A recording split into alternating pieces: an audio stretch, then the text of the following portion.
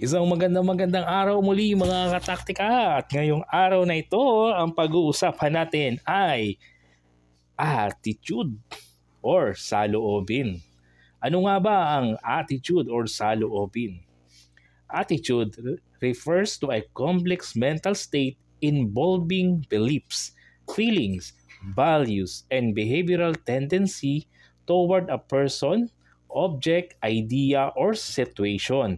Ang saloobin ay tumutukoy sa isang komplikadong kaisipan at kalagayan na naglalaman ng mga paniniwala, damdamin, halaga, mga pag-uugali at nakakagawian tungo sa isang tao, bagay, idea o situation.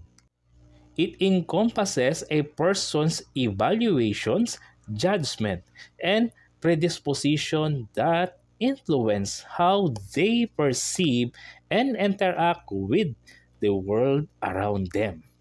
Kinakatawan nito ang mga pagsusuri, paghuhusga, at mga kagustuhan ng isang tao na nagtatakda kung paano nila titignan at nilalapitan ang mundo sa paligid nila.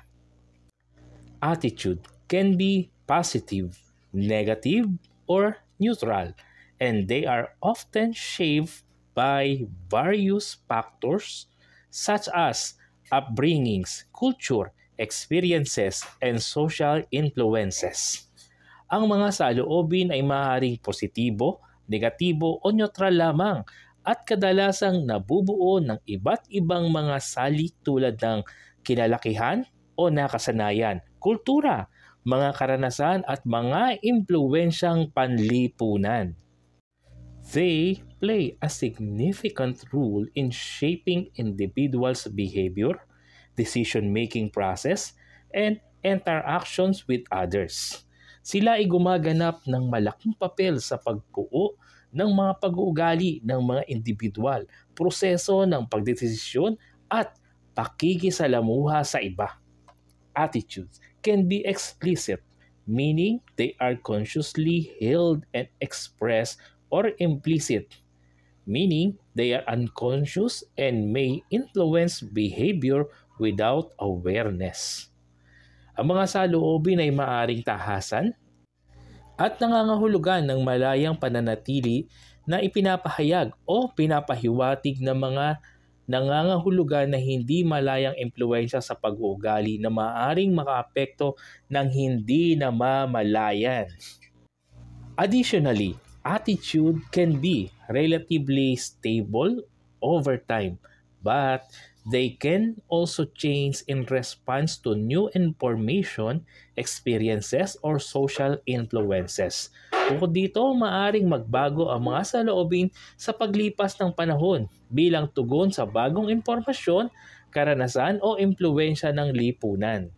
Factors contribute to a positive workplace environment, strong customer relationship, and the ability to thrive in a competitive market.